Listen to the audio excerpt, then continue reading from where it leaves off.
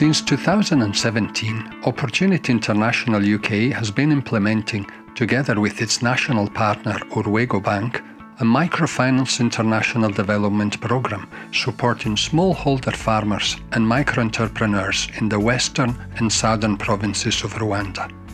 The programme has been generously funded by the Scottish Government as part of its international development strategy. Now in its 7th year of implementation, the programme has met and frequently exceeded its intended targets. So far, more than 16,000 beneficiaries have gained access to microcredit and other financial services.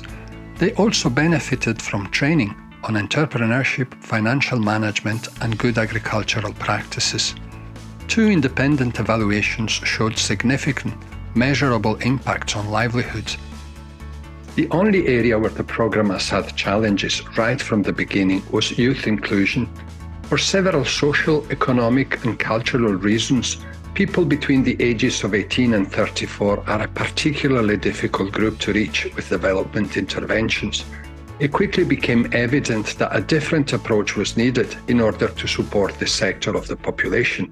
The idea for a possible solution to the problem came in talks with representatives of CARE Rwanda, an organisation with considerable presence at community level and an excellent track record in setting up and supporting village savings and loans associations.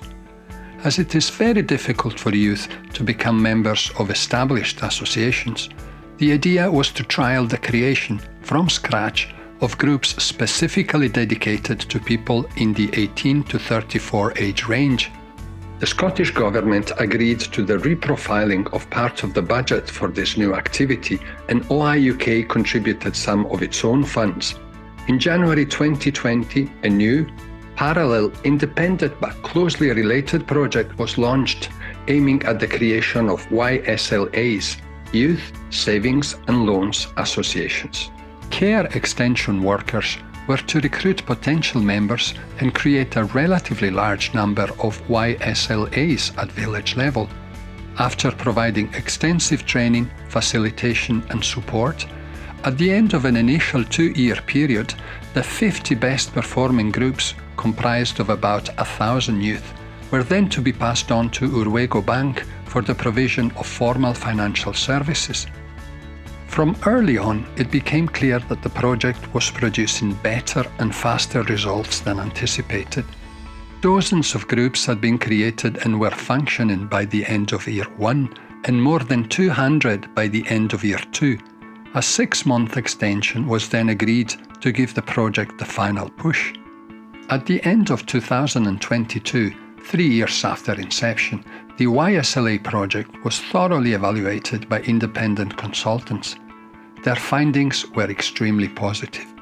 As many as 299 YSLAs were created in the districts of Nyanza and Rubavu, comprised of a total of 7,837 youth. This, by any standard, is an extraordinary result. What is even more extraordinary is that all of these groups and more than half of their members went on to access formal financial services from Rwanda Bank in the form of savings and small loans. Also remarkable is the fact that 2/3 of the YSLA members are girls. The evaluation also confirmed an important finding of the previous evaluations carried out on the main project, and that is, capacity development interventions, and in particularly training on entrepreneurship and financial management, is prized by beneficiaries more than access to financial services, and reportedly has a greater impact on their lives. Knowledge and skills actually beat money when it comes to transforming lives. Started as a pilot initiative, after 3 years, the YSLA project in Rwanda appears as a fully blown development assistance intervention. Although it is early to assess its full impact on livelihoods, it is clear that the targeted creation of age-specific savings and loans associations is indeed an effective way to promote entrepreneurship and financial inclusion in what is a notoriously difficult to reach group.